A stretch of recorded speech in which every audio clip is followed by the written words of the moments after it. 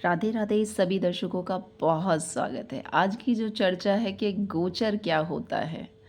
ज्योतिष में बड़े अलग अलग शब्द यूज होते हैं। गोचर, ढैया, साढ़े साती, मांगलिक दोष, काल काल सर्प दोष और ग्रहण योग, अलग अलग शब्द जिनके बारे में हमें बहुत विस्तार से जानकारी नहीं होती। नहीं होने के कारण थोड़ा डर लगता है कि किसी ने कुछ बता दिया, ग्रहण दोष है, मांगलिक दोष है, तो स्ट्रेस होने लगता है। तो आज का जो टॉपिक है वो है गोचर क्या होता है। गोचर बहुत बड़ी चीज़ नहीं है। जैसे हर महीने बदलते हैं उसी प्रकार से जो है ग्रह अपनी अपनी राशियां बदलते हैं। कुछों का टाइम 1 महीने का है, कुछों का 1 साल का, और शनि महाराज का जो है 2.5 वर्ष का है। 2.5 वर्ष के अंदर वो अपनी राशि बदलते हैं।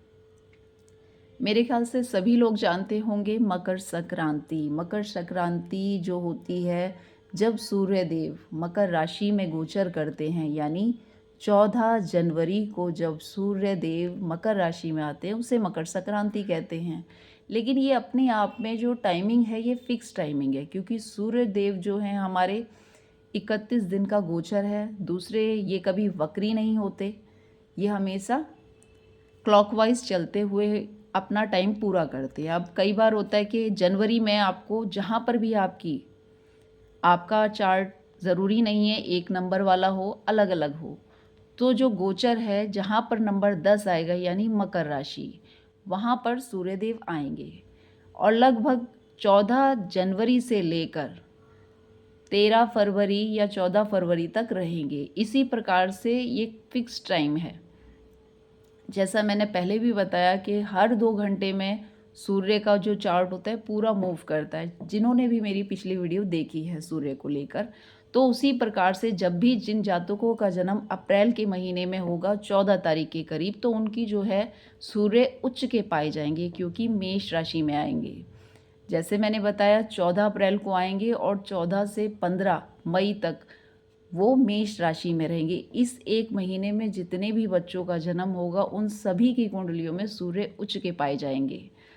ठीक इसी प्रकार से जिनका भी जन्म अगस्त के महीने का है, 12, 13, 14 अगस्त से लेकर 15 सितंबर तक स्वराशि के सूर्य मिलते हैं, तो ये एक प्रकार से यही गोचर होता है।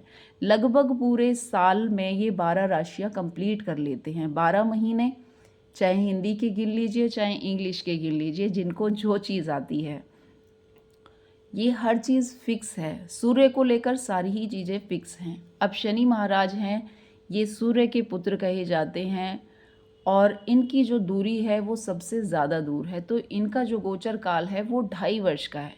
अब लगाइए, एक राशि से सूर्य देव को निकलने में 1 महीना लगता है, वहीं पर शनि देव को 2.5 वर्ष लगते हैं। इन 2.5 वर्षों में पूरी एक राशि के अंदर 2.5 नक्षत्र होते हैं, 9 चरण होते हैं, और ये 9 चरण भी अपने महीनों में डिवाइडेड होते हैं, दिनों में डिवाइडेड होते हैं। शनि देव हैं तो शायद हर नक्षत्र कम से कम 3 महीने का होगा। थोड़ी जिन्हें जानकारी है वो जान पाएंगे। इसी प्रकार से ये जो शनि देव हैं जो मीन राशि में आए हैं, तो ये 5 वर्ष के लिए शनि देव का प्रभाव मीन राशि पर रहेगा। वहीं पर 2.5 वर्ष का प्रभाव कुंभ राशि पर रहेगा, और मेष राशि के लिए पूर्ण रूप से साढ़े साती है। पूरे 7.5 वर्ष तक शनिदेव का प्रभाव रहेगा।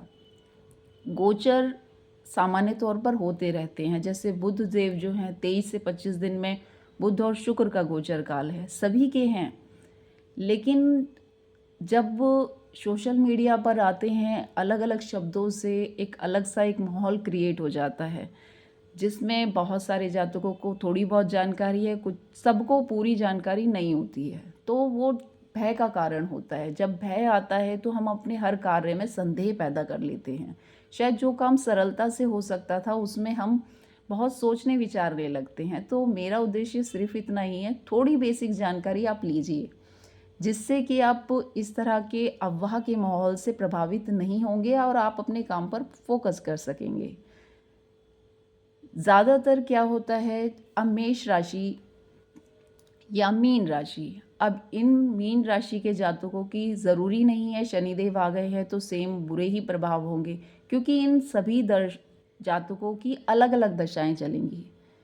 बहुत डीपली है साइंस, डीपली क्या, जितनी जानकारी होगी उतनी ही आपको कम लगेगी। ये बिल्कुल ऐसे है, हो सकता है जिनकी मीन राशि हो उनकी चंद्र की दशा चल रही हो, शनि की चल रही हो, गुरु की चल रही हो, तो ये सारी कैलकुलेशन के बाद आपको रिजल्ट मिलते हैं। तो अफवाहों से बचें, थोड़ी जानकारी लें।